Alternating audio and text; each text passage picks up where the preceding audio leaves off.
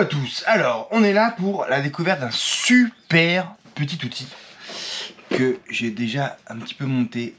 C'est le spooler. Donc en fait, c'est un outil qui permet de mettre de ta tresse ou ton fil sur ta bobine de manière simple. Alors, il y a la technique de mettre la bobine dans une bassine d'eau. Certes, ça marche très bien, mais tu dois toujours tenir en fait ici et ça peut te brûler si tu mets pas un gant, il faut mettre un gant mouillé, enfin bref. Donc ça, c'est un nouveau outillage, c'est casting, et qui va remplacer, en tout cas, remplace celui-ci que j'avais déjà, qui était sur le même principe. Oh, je sais pas, je l'ai fait. Bon bref, en tout cas, vous l'avez vu dans une des dernières vidéos là, pour le Pro Such Noibi. Vous avez vu ce petit spooler qui est bien, mais qui est beaucoup moins bien que celui-ci, Celui-ci, voilà.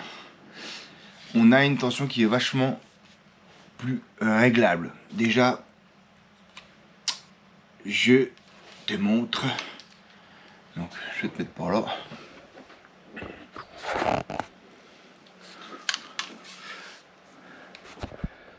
Tout simplement. Regarde. Et donc ça marche sur les grosses bobines et sur les petites. Et tu ajustes la tension de fil avec ton élastique que tu peux, ici vous en avez deux, que tu peux plus ou moins serrer sur ta bobine. Et ça te permet d'avoir une tension dans ton fil. Et donc quand tu le mets comme ça, tu le fais passer par le premier anneau. Comme ça, en fait, tu fais comme si tu avais une récup de fil. Tu mets ton fil dans l'alignement de ta canne. I feel good. Excusez-moi. Tu mets ton fil dans l'alignement de la canne, comme s'il était dans ta canne. Et tu n'as plus qu'à remplir ton spoilage. Je sens bien que ça tire, donc ça tend bien ta tresse sur le... Et regarde, ça rentre nickel, c'est tout plat, tout homogène. C'est bien réparti. Franchement, je suis plutôt impressionné. Donc on va finir ça. Et après, je vais vous montrer comment ça fonctionne et comment ça marche. C'est juste que je le finis. Voilà. Allez. Donc, comment ça fonctionne? Donc, on a cette pince qui est, elle, protégée ici. En fait, quand ça va venir enserrer ta canne, c'est du plastique mou, donc ça ne fera pas de marque sur ta canne déjà. C'est déjà un grand avantage. Plastique mou dit que ça peut s'écraser, donc ça s'adapte parfaitement. Attention, tu as plusieurs diamètres. Tu as une petite partie ici qui va se servir pour le spinning. Moi, je vous ai montré le casting parce que j'étais en train de faire un casting. Donc, le principe, tu as ça. Tu viens le mettre sur ton sion. Derrière le premier sion, comme je t'ai dit, pour que tu aies une répartition équilibrée, tu vas te centrer sur ton premier sion. Donc tu te mets sur le premier sion et tu viens clipser par le dessus. C'est là où ça galère en général parce que c'est un peu... Voilà. Donc là tu vois, ça bouge quoi. Ça c'est bien bloqué. Ensuite, cette vis là qui en fait vient se ranger ici, hein, voilà, dans le truc, tu vas y mettre ta tresse. Donc ici c'est une grosse bobine, mais tu peux aussi bien prendre une bobine normale. Voilà. Donc tu vas en fait y glisser ta tresse. Tu vas tout simplement le mettre ici. Tu vas les mettre dans le trou. Et de l'autre côté, tu viens baisser. Et ça vient... Voilà, pardon. Ça vient te bloquer ton truc. D'accord?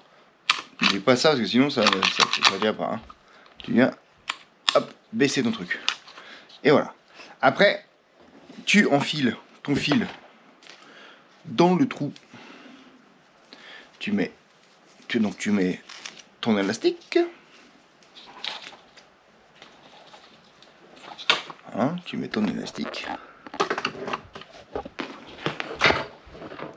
Je vais te mettre comme ça. Tu mets ton élastique. Tu le passes dans l'œillet.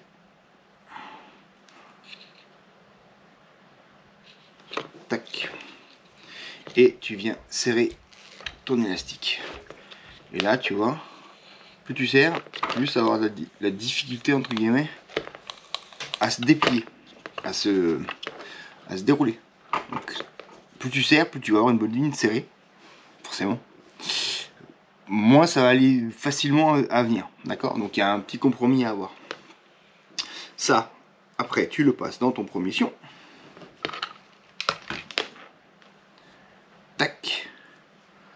Et là, après, tu vas te relier à ton ligne ou à ta bobine de spin. Voilà. Ça, c'est de la balle de chez Casting. Ça coûte 6 €. Franchement, pour le prix, c'est vraiment hyper bien pensé, hyper pratique. Dans le genre de petit truc aussi qui est hyper pratique, parce qu'on arrive en hiver, donc on va commencer en fait à entretenir un peu le matos, surtout les moulinets casting. Donc là, je me suis acheté de chez Caesar des petits roulements céramique hybride. Donc je les ai déjà montés là-dedans. Je vais vous montrer. C'est les petits roulements orange du fond qui viennent ils viennent remplacer les double Z classiques que j'avais il y a 3 minutes, hein, quand même. Métis, tombé ou quoi? Donc ils sont en taille en fait standard sur la plupart des moulinettes chez AliExpress, et peut-être même sur les autres. Donc je vous les donne. Vous avez deux tailles, donc celui-là du bobinet, de la bobine magnétique, qui est en 3 par 10 par 14, et celui qui est entre guillemets sur la bobine, voilà, qui est en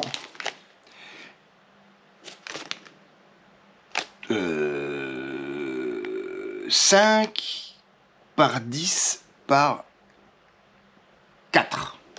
Donc, je répète, mais je vais y arriver. 3 par 10 par 4 et 5 par 10 par 4. Voilà, on va y arriver. Donc, le 5 par 10 par 4, ici, et le 3, qui est en fait ici, par 10 par 4. Donc ça, on le fera quand je vous ferai un autre entretien sur, par exemple, l'endigue gamin. On le remettra. C'est de l'endigue, c'est des roulements 6 heures. Ça coûte 2 € le roulement. Franchement, très bonne qualité. Aussi pour l'entretien. Et pour faire ce genre de petite opération, je me suis acheté un petit kit sur AliExpress là, d'entretien, d'outillage d'entretien.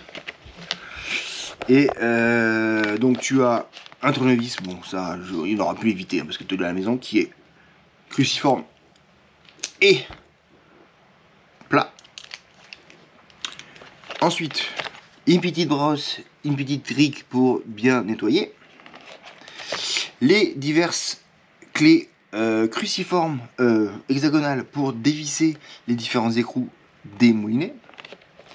L'outillage pour tester tes roulements. En fait, ici, c'est étagé, tu mets ton roulement et tu regardes s'il tourne. Et ça, c'est un petit extracteur pour aller le chercher au fond. Ensuite, tu as la petite pince pour aller notamment chercher, déclipser le petit ressort qui vient maintenir le roulement. Voilà. Et tu as surtout cet outillage en croix là, qui est très utile pour enlever le petit téton ici qui est rentré en force, qui va venir en fait, cet outil va pouvoir extraire la tige et la remettre. Donc ça c'est vraiment bien, on ne faut pas le faire à l'étau. Tu as un petit bout qui rentre pour l'extraire, et là tu as l'autre bout pour rentrer l'autre extrémité. Donc franchement, c'est assez simple. On le fera sur un autre pour vous montrer tout ça. Mais c'est des petits trucs que j'ai achetés pour entretenir mes moulinets. Et puis, bien sûr, de la graisse épaisse pour les engrenages qui se situe du côté frein. Et de la graisse liquide pour tout ce qui est roulement. Pour tout ce qui est roulement, tout simplement. Voilà. Qui va pénétrer dans les roulements de double Z standard. Voilà. Petite vidéo avec ce spooler. Donc, franchement, de la balle de chez Casting. Je me le répète. Et puis des petits outillages qui peuvent être sympathiques, qui coûtent une vingtaine d'euros. Ils sont pas non plus de super bonne qualité, hein, voilà, faut pas non plus rêver. Mais en tout cas, ils font le taf si on fait attention, si on tire pas trop de bourrin dessus, si on ne les plie pas. La graisse pour entretenir nos petits chéris de moulinet. Et bien sûr, les petits roulements de chez Sisser, céramique hybride. Anti-corrosion, voilà, tu vois, je les ai retrouvés. C'est ceux-là que ça remplace. Donc en fait, ça remplace ceux-ci qui sont que des doubles zèbres à simple paroi, donc pas très protégés contre la corrosion et l'eau. Ceux-ci sont étanches et sont hybrides, c'est-à-dire en céramique, et donc ne rouillent pas. Voilà. Donc je vous mets tout ça en description, et puis on se dit à ciao. Ah oui, et j'ai oublié, il y a un manuel pour le spinning et pour le casting. Ça vient dans une jolie petite boîte comme ça, impeccable. Ça se range comme ça. Voilà. Voilà, comme ça j'espère j'ai été complet. Et sinon, allez, ciao ciao.